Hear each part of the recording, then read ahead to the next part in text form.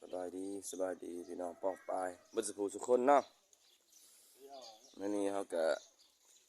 เป็นมือที่ว่าเขามาสรุปเขาหน้าแซงเนาะพี่น้องเนาะหรือว่าเขาหน้าปังเนาะก็ดีมื้อนี้ก็พ่อค้าเพิ่นมาซื้อเนาะพี่น้องมาซื้อเขาเนาะเขาก็สิขายเขาเนาะอันนี้ก็จะเป็นเขาหน้าแซงปีนี้เนาะที่ว่าเขาได้มากันเนาะก็ประมาณอันนี้เขาเป็นเขาหน้าเนาะพี่น้องเขาหน้าก็สิประมาณร้อยป้ายกระสอบไปแล้วเนาะ140-150นี่แหละเนาะส่วนตัวนี้ก็เป็นเขารถปั่นเนาะเขารถปั่นซึ่งบ่าเฮาไปรับจ้างปั่นอะไรเนาะไปรับจ้างปั่นแต่ละปีนะเนาะเขาหน้าแซงก็สิได้บ่หลายเนาะเพราะว่าหน้าแซงก็ค่อนข้างก็เจ้าก็เฮ็ดบ่หลายแน่เนาะตอนนี้เขาหน้าก็จะเป็นสลายเฮาเฮ็ดก็เฮ็ดเขาหน้าท่ามเนาะพี่น้องเฮ็ดอยู่ทงอยู่ท่ามอะไรเนาะ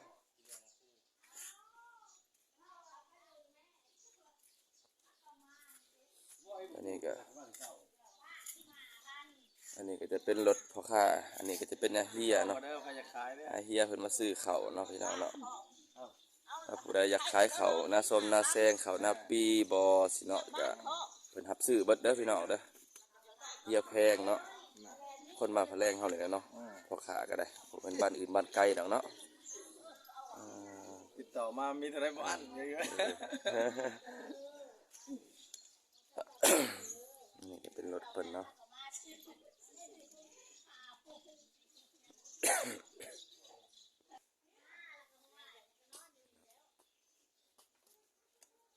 บรรยากาศตอนเช้าๆเนาะพี่น้องเนาะ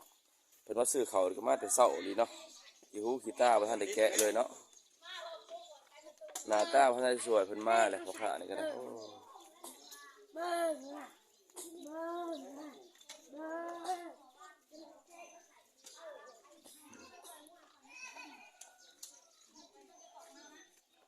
ป็นบริเวณรอบๆเนาะพี่น้องเนาะ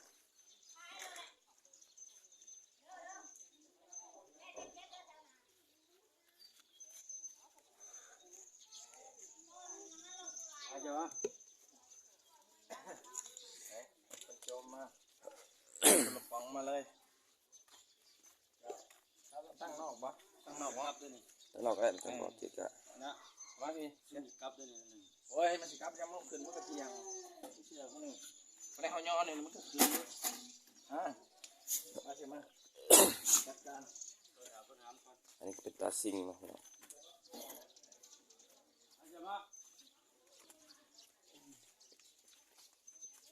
ย่อก่อนเด้อเดี๋ยวเฮ็ดคลิปแป๊บนึงปีกนะหมอนี่42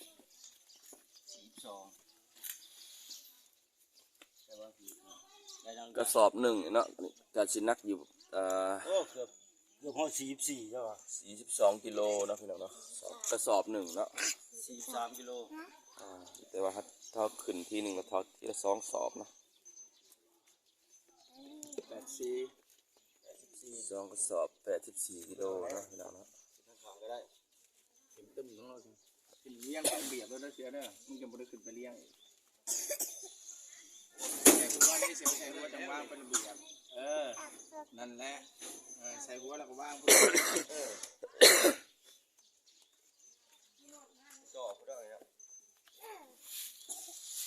กรรมกรย่อกับกรรมกรรถปั่นเองเนาะพี่น้องเนาะทีมงานเขามาถ่ายเองเนาะ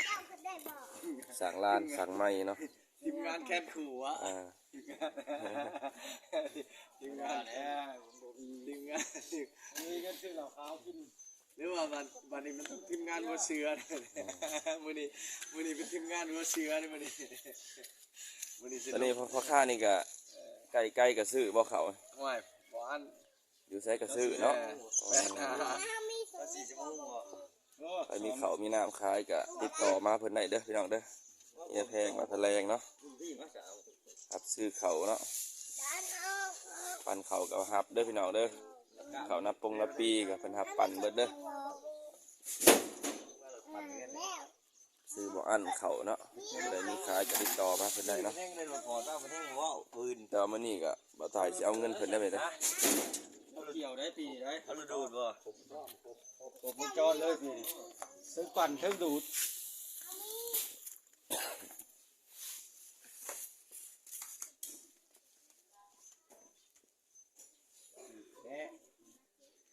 พี่หน้าเอาโย่ของแล้วขี่เนาะปีก็โอ้ยเฮ็ดนาเฮ็ดหน้าพี่น้องเอ้ยเฮ็ดหน้าขายข้าวขายหน้าจะไปอีกบ่ลูกได้เข้ามาแล้วก็ขายพี่น้องปีหนึ่งเฮ็ดหน้าอยู่2 เทื่อนะพี่น้องเนาะส่วนบ้านบ่ตายนี่ก็เนาะเฮ็ดหน้าปีละ2 เทื่อคือหน้าแซงนี่ก็หน้าปีเนาะ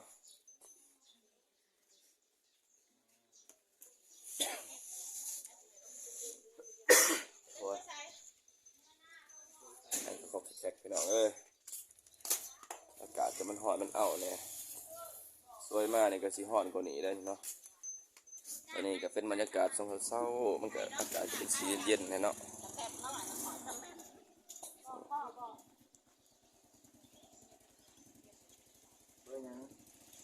ยังเติม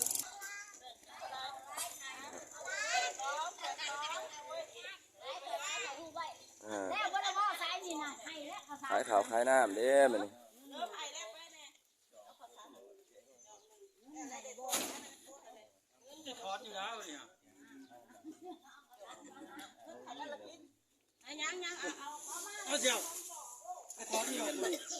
เริ่มคือโบจดน้ำ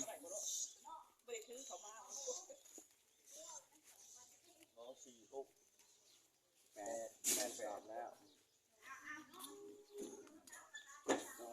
กินงานปลอดภัย เขาก็ขายรถติดซิงไว้เบิดเลยเนาะเขาปั่นเนาะเขารถปั่นเขาตัวนี้เขาก็ติดไปแล้วเนาะ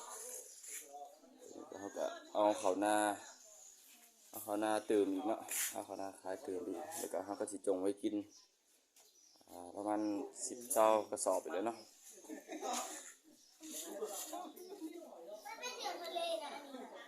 เขาปั่นก็สิประมาณ60-70 สอบเลยเนาะประมาณ60 สอบเนาะ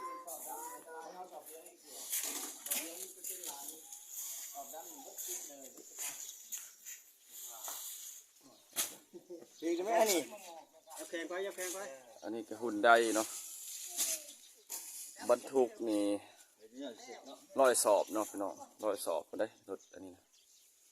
100 กระสอบรถเต็มรถเนาะ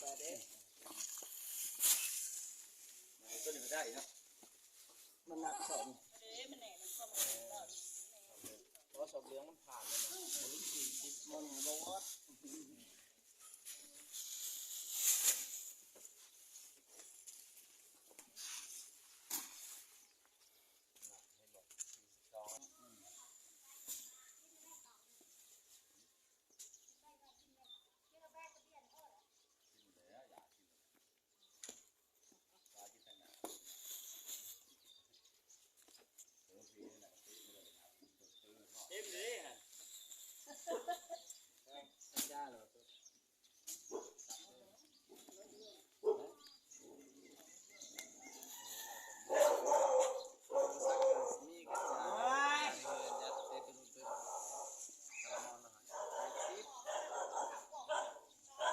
ไม่ได้เลยใหญ่ฮะ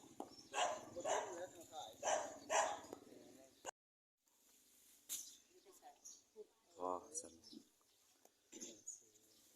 บรรทุกได้4 ตนรถหุ่นได้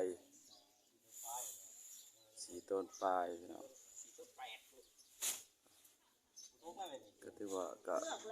บรรทุกได้หลายสมควรเนาะซื้อมาใส่นี่ก็คุ้มค่าอยู่ได้พี่น้อง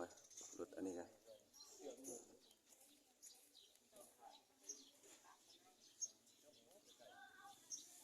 พอมั่นใจปะนี่ก็ว่าเชื่อนะ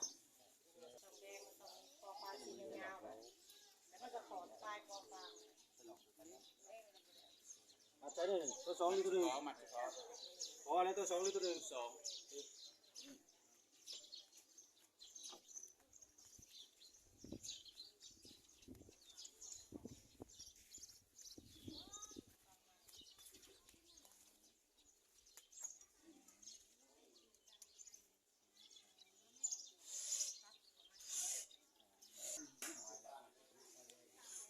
นี่ก็เขาก็จงไว้ก่อนเนาะนี่เป็นข้าวนาเขาก็ขายไปนำก็สิประมาณ30 สอบเนาะที่เหลือเขาก็จงไว้ก่อนเนาะส่งไว้เพื่อว่าราคามันขึ้นอีกเนาะก็สิได้ขายอีกเท่านึงเนาะข้าวปั่นเขาขายไปเบิดแล้วเนาะข้าวปั่นเนาะขายไปแล้ว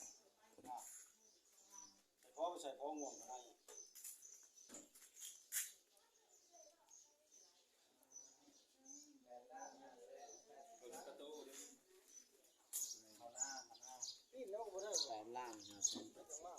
เขาหน้าเฉพาะเขาหน้า จักสอบเขานะ32ป่ะก็เป็นเงินอยู่8 ล้านเนาะ32 สอบตกเป็นเงินอยู่8 ล้านปลายเนาะเขาเป็นกระสอบแบบนี้เนาะ30 ปลายสอบถ้าเป็นเงินไทยก็ นี่หลายไป270ปลายอย่างนั้น 8 ล้านประมาณหมื่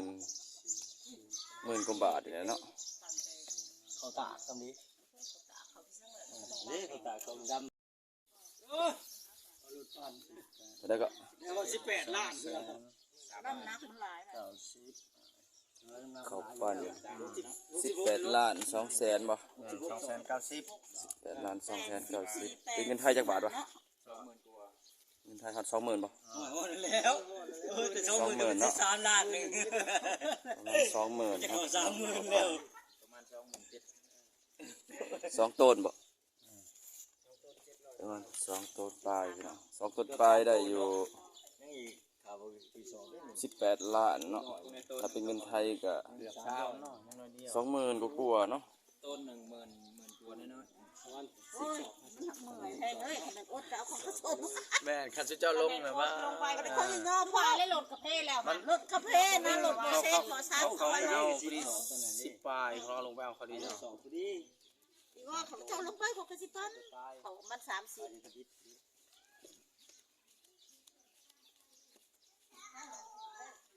เงิน เลขเขา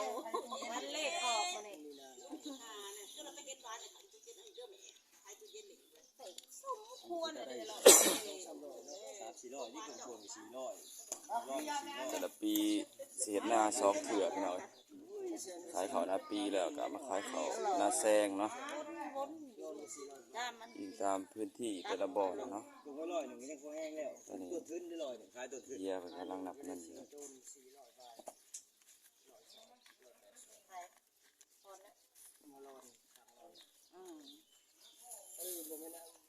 หน้าสองผงเนาะ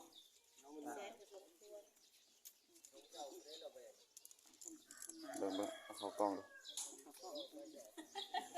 นี่นะพี่น้องเงินเนาะอันนี้คือเงินขายเขาเนาะพี่น้องเนาะเงินกีบเลยพี่น้อง จะว่าอะไรทุกวันมาโลเฟสพวกกินเงิน3 ล้านโย่วิตาใบแซน เอาพอ วิตาสิได้ ใบแสน ลายเอาเขาโกงก็ได้ เสื่อมมีอะไร ขายเขาพี่น้องขายเขา อยากจะเห็นลาย ตอนเห็ดกับเมื่อยตอนขายก็ได้เงินพี่น้องเอ้ย ตอนเก็บอะไรจะแท้ใช่ไหมตอนได้เงินแล้วโอ้ยจะมันอยากได้ ชีวิตบ้านนอกบ้านนาเฮาเป็นจังซี่ได้ มาดึงกระเช้าไปล้านเนาะ40,000มันยังห้องเรา พอได้40,000เนาะให้เราหน้า